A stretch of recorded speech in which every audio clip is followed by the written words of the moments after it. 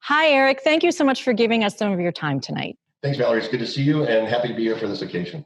Yes. Now, I see, of course, the football paraphernalia in the background of the Detroit Lions. You know, everybody remembers that Monday night game. So we just have to ask you first, what's a little tidbit from that famous game that you remember?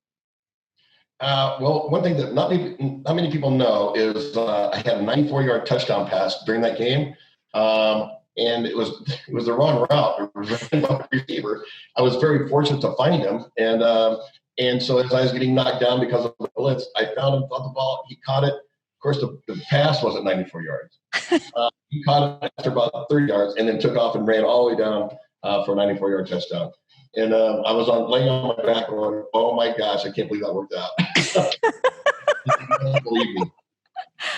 It was definitely a game that's a highlight of many Detroit Lions fans for sure. But there came a point in your life where you had to change your focus from football to another path. And that is when your son, Jeff, committed suicide. Yes, he died by suicide and when he was 15 years old. And I was already going through some of my own transitional issues, after football and all this happened. And so not being able to pick up on certain things, signs, I was going through my own issues. And unfortunately, we lost him and it came crashing down on me and my family. And I will say one thing I really appreciate about the Kinsler Foundation is they reach out to families who have had, the loss of the head of household. Yeah, and it's that emotional support that comes in right away that can sometimes make a difference. And that's what really got you involved in being a mental health advocate. It did. And, after I finally crashed and burned myself, and I'm talking in a legal way with the DUI, it was, how do I change this? I don't want this to be, the direction my life takes. And I don't want it to be the legacy of my son either. So what do? And just education. What is it that happened to me? What happened to him? Let me find out what that is. And it was actually through some great support myself that supported myself through that transitional piece to learn about depression, to learn about mental illness, to learn about treatments, and also what we can do, to intervene before suicide happens and then afterwards, when there is a death that takes place, how do we help support the family in a mentally fit way to help bring them back so they can have a quality of life again. And what are some of the things that you've learned over the years? Because you've been doing this for a while. I have. The main thing that I've learned really is that things happen to us. Tragedies happen to us. But we still are in control of what we do next. And that's the most important piece, is understanding that emotions that drive us because of certain things that do happen. Transitions are what happens to us. Transformations is what we do about it. And so trying to transform away from a trauma, a tragedy, does happen to do with support systems, being connected, but also our point of view, what we can do about it and help ourselves. And that's the point that we always can control. And learning that is very difficult when something trauma has happened to you. And being able to talk about it with other people who have gone through it and being able to give people encouragement has really been a focus of your life. It has, and even the peer-to-peer programs we put together and the outreach. I think the main thing is processing, because when something's happened to you that's traumatic, especially with kids, trying to process, how do you get them to process that emotion and that information, and so they actually change the way they might feel about it or the perception of it. And it's about that processing, communication, and support. All three of them are very important.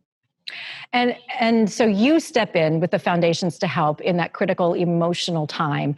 It's much similar to the way the Jason Kinsler Family First Foundation steps in financially to help those families that may suddenly find themselves without a caregiver, and one person has to step up and suddenly bear the financial burden in addition to the emotional burden. And so I wanted to talk with you a little bit about why you support the Jason Kinsler Family First Foundation. I support him because the changing the direction of a family when they're in need. And let's talk about kids for a second. A trauma can actually last a lifetime if it's not supported, taken care of, and also that family feels whole again. The traumas happen, of course, it affects our emotions, affects our point of view, our perceptions, and families can break apart. especially under financial stress. And that's one of the most difficult things to do. If you can handle that piece of it, then you can start working on the emotional standpoint and what we do about it. Because trauma can turn into, especially for children, trauma can turn into triumph. I mentioned earlier, like my daughter, who's, went through when I wasn't available to her emotionally and in some points physically. She is now master's. She's got her master's. She's seeing patients as a licensed counselor, and so it changed her life. That support piece that she got and therapy that she got, and I think that's what the Kinsler Foundation does. It comes at a time of need when it can be devastating, and it actually saves lives. After death has taken place. And we certainly have so many success stories that have come out of the Kinsler Foundation that we love to share and love knowing that we helped these families move forward. And so we thank you for your support. We thank you for joining us tonight. But hey, I can't let you go without one more football question. What do you think the Lions season is going to be like this year? Do you think they'll have a winning season? Well, see, this is the year I'd like to play because, there's no booing. Yeah, they're going to start the season out with no fans. They are going to play, and I actually think the players will still perform.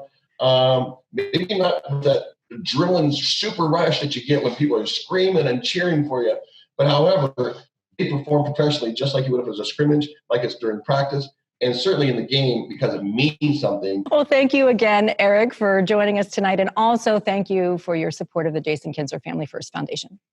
My pleasure, and thank you for everyone else that supports the Kinsler Foundation.